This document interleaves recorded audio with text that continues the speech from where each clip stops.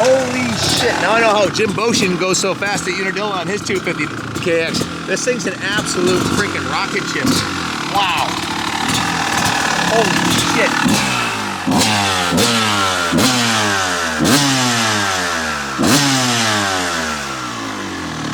It's the motor of doom. Absolutely the motor of doom. This thing's all original, very, very low hours. The original owner traded it in on a new gas, and he was in his late 50s like me, and you can see this thing was very rarely, if ever, ridden. It's an absolute freaking dime. And it hauls ass. It feels like a brand new motocross bike. In fact, this bike is the pinnacle of two-stroke development, and Kawasaki was notorious for having a kick-ass 250. Look at the frame rails on this thing. They're freaking absolutely mint. These are California frame rails, guys. I don't feel a single ding in theirs.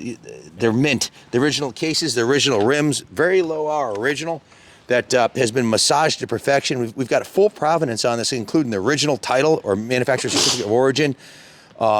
Factory Connection redid the suspension. You're looking at close to $1,500 in suspension valving and springs. And Christy did a full Steiger graphics kit on this thing. It's absolutely freaking gorgeous. This is number 70. It's her 70th kit that she has done. Phone's ringing. So you got a mint original. The engine compression tests a stout 200 PSI, and I can't say that I've ever ridden a faster 90s 250 than this. It's a freaking rocket ship. Stands up in every gear. It'll definitely rip your house right off the foundation. Your neighbor's house too, probably. This thing's stout, super stout. Let me put it up on the stand, and I'll go through the whole thing with you, and I'll show you the title, the certificate of origin. It was never actually titled. It's still the original doc from the dealer. Dirt bikes don't have titles. They have certificate of origin. But there we go. There we go. This thing, I love the perimeter frame, 96. The way it feels very modern for 96. If you're looking for a vintage, classic two-stroke to take out and beat the new four-strokes, your ship just came in. If you're looking for a vintage classic to take and destroy the other old bikes with, yeah, this is it, guys. The original factory rim is in mint shape. It's got a brand new tire and brand new tube on it. As you can see, it's got new fork protectors, new fork sliders, brand new front fender, brand new stadium front number plate. It's got brand new Renthal bars, ODI grips, Renthal crossbar pad. It has a pro taper lever on this side with a quick adjust, so when you're hucking the triple, you can just adjust it on the fly. ODI lock-on grip on that side. The full Steiger graphics package, new radiator shrouds, new seat cover, new side covers, new rear fender. This is kit number 70 from Christy right here, and this thing is absolutely beautiful. The swing arm, our detail shop did the polishing on the aluminum here, polished the original factory swing arm like chrome. You can see that it's got the protective coating on there that Christy put on there, and the swing arm's in mint condition. Factory Connection logos on the shock. It's got the FMF Gold Series gnarly pipe, which is the pipe of choice for two-stroke aficionados.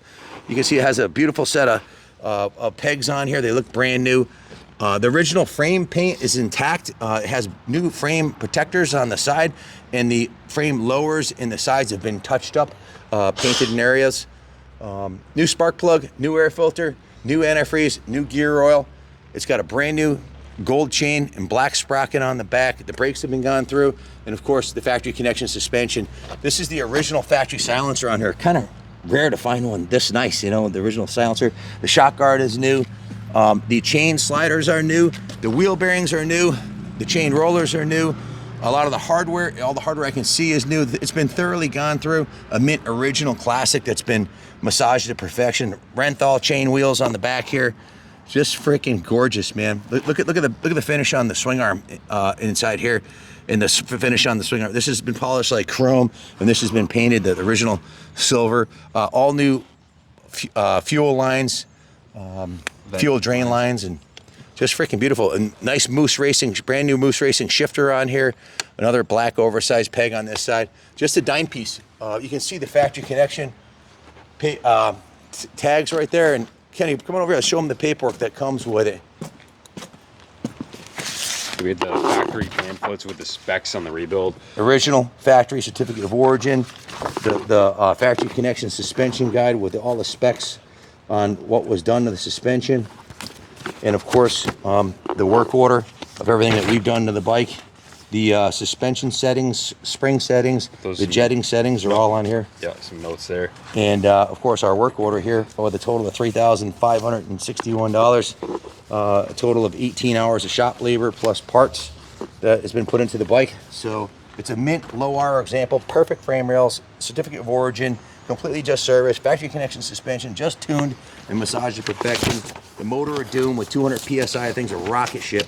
It has a new OEM intake boot. When we rebuilt the car, we put a new boot on, a new gear lube, all new brake fluid, new pivot works, wheel bearings, and of course the new Dunlop tires, Renthal chain wheels, front and rear, and the gold 520 chain, new plastics. Like I said, everything's done on this thing, man. It's a dime. If you were to, get your typical Craigslist bike and try to turn it into this, first you have to find out, you have to find a mint original, and to find a mint original owner bike like this, they're just few and far between. Full provenance on it, and it's been given the Kaplan America seal of approval.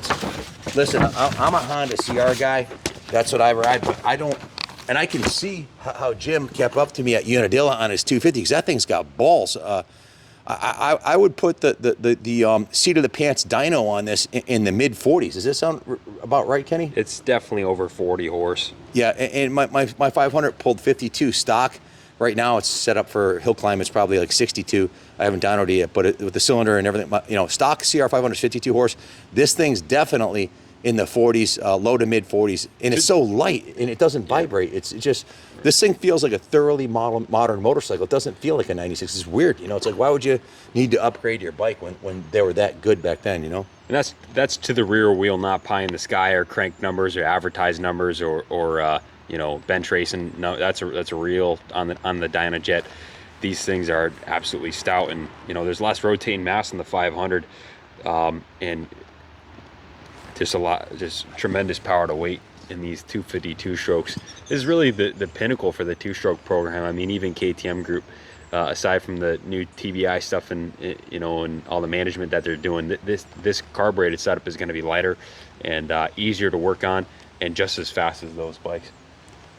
It's all true, and I'm not a green bike guy, and green and purple is not my cup of tea, but this thing looks badass, and I got to give Christy the credit for that. Look at the fork protectors. It has got the checkered flag in it and the Z straight pink logo with the yellow Dunlop. If you described it to me without seeing me, I'd be like, yuck. But you see it and it looks badass. It looks fresh. It looks modern, yet it's got that classic flair to it. It's just freaking badass with the chrome pipe, the original silver rims. It looks the part, and it barks. I've never gotten off any new modern 4-stroke 250 and been like, wow. I've never been impressed. I've always been like, well, that kind of sucks. It's got like 1/3 the torque of my 97 CR500 and maybe 2/3 the horsepower, but they're just so down on torque that you can't crack the wheel and stand them up. You gotta rev it to the moon and dump the clutch. They're great bikes for motocross, but for fun riding, there's not a modern 4-stroke on the market that would give me a smile per mile that this thing does. And most of the ones we get in, they need crank bearings and complete rebuilds, and they're loose because they've been hammered into the ground. They vibrate, and the typical $2,000-3,000 used 250, they're kind of roached.